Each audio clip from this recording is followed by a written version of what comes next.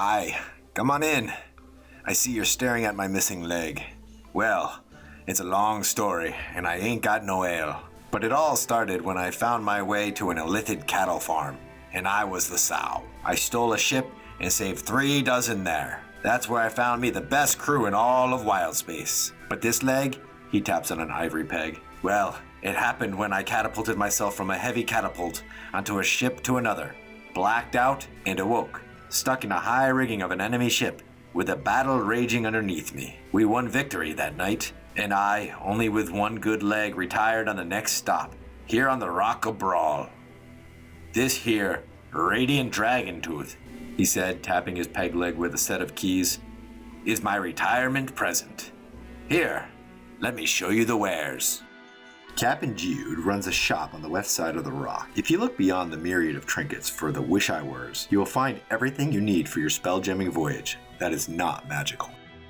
Aye, for 2 gold, I can get you an anchor. If you're looking for a ballista, I'm your man. The dual-mounted ballista, they have room for 2 bolts, along with the weapon's main beam, allowing for multi-bolt firing. The firing cord is firmed and specially coated across the pool's apex to allow for dual firing without bolts striking each other. The light dual mount ballista is going to cost you 800 gold pieces. The medium, 1200 gold pieces. And that heavy dual mount you've been eyeing, that's 1600 gold pieces. Looking for that belaying pin? These short rods of metal and wood are wedged into the railing of the ship to secure the lines from the booms and sails. These sails must firmly anchored in place to properly catch the currents of Wiles and the phlogiston. Wooden belaying pins cost 1 silver. I'll give you a set for 12, for 1 gold piece. I know you see the bells. They're there to summon the crew for meal breaks and shift changes. A good one's gonna cost you 12 silver pieces, with each ship usually having about 6 of these. They're all controlled from the navigator's captain's, or the helmsman's chamber. Aye, you're gonna need a boarding plank too. These removable wooden platforms are commonly used during boarding actions. Instead of swinging to an enemy ship using ropes and lines, these planks are laid across the ship's railings to form a makeshift bridge. The crew then boards the enemy ship to do battle, and I've done my fair share. These are gonna cost you 3 gold pieces each. Looking for more booms and sails? The booms are long spares extending from the mast to secure the bottom of the sail. They'll be 40 gold pieces. You need some canvas too. I'm your man. It's the main material used in construction of the sails. The crow's nest, huh? Crow's nest is a small basket built near the top of the main mast. Here the crew member can stand and look out for land. When traveling on water, crystal spheres, planets, and other ships. If someone is up in the crow's nest, it's harder to sneak up on the craft. The crow's nest is going to cost you 30 gold pieces, excluding the ladder. Crow's nest can be placed on the bottom of a vessel as well. This, however, limits the craft's abilities to land. Figureheads. Originally, figureheads helped sailing overcome their superstitious nature and fear of the unknown. If the ship had a figurehead, the crew often felt more at ease, knowing that something friendly was watching over them, constantly guiding their voyage onward. A full figure's gonna cost you more than 50 gold pieces. Add 80 if you want it painted. I see. You're looking for some grappling hooks. They're very effective when you try to pull 2 ships together. They're useful for boarding enemy ships or rigging a tow. That right there is a horn tube, a gnomish device used to communicate with remote areas of the ship. The device consists of 2 tubes that run into every room of the ship. There's a receiving tube as well as a sending tube. By blowing through one of the sending tubes, the user alerts the operator and can ask to be connected to a specific room, or even the whole ship.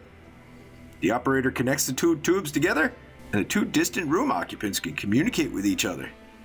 When it's over, the operator unhooks the tubes and waits for more communications. These things are going to be 1,000 gold pieces for the operator console. Each extra pair of tubes is going to be 50 gold pieces each. We have lanterns and lanterns.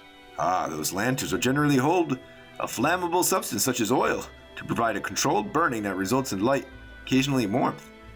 Lanterns, however, in wild space are terminally lethal in the phlogiston. Whenever entering this volatile area, crews make sure that all lanterns are snuffed.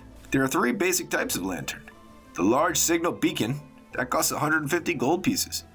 The bullseye costing 12 gold pieces, and the hooded lantern costing 7 gold. The modified lanterns hold special items, usually gems. Enchanting with continual light spell. Magic must be acquired independently, of course. That right there, that's a life preserver, costing 4 silver pieces each.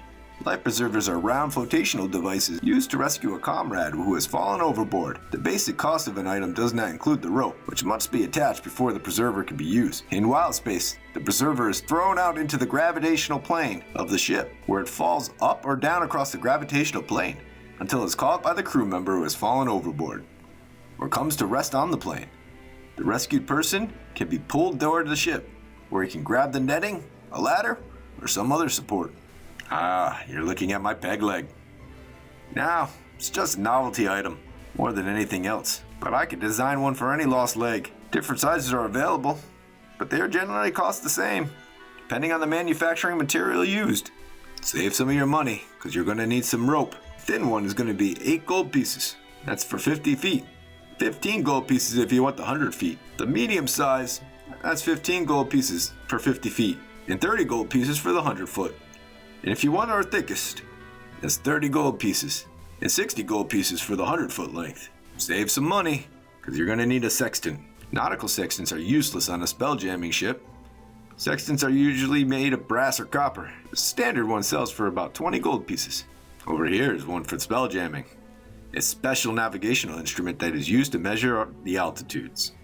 Relative distance between 3 special bright stationary celestial bodies. This sextant can determine the location of a spelljamming craft within a crystal sphere. This item can be used on seafaring ships. Now this one is going to sell you 100 gold pieces for the brass, 250 gold pieces for the copper tourist collector's version. It's just like the standard one, but it's sold pre-tarnished to give it an old worn antique look. And here, spyglass consists of 2-part brass outer sheathing that protects 2 precisely ground lenses. The outer sheathing comes in 2 parts, one fitting snugly into the other. By slipping the inner sheath in and out, the objects far away can be seen as though closer. The objects near can be seen as though very close. The outer mechanism is difficult to construct. The special lenses inside are extremely expensive and time-consuming to produce. Spyglasses allow the user to see 3 times as far, or see 3 times the detail. Yeah, it's going to be expensive. That one runs about 1,000 gold pieces. I see there. Looking at the ship's wheel. Wheel controls the angle of the rudder, helps direct the ship. While this is important for a seagoing vessel, it is not necessarily important in wild space. Unless the ship has one of the magical rudders, the wheel itself will cost you 200 gold pieces. But the mechanisms that run the wheel to the rudder, on the other hand, cost 50 gold pieces per ton to buy, mend, or even to replace. Spelljamming ships are in constant need of repair and upgrades.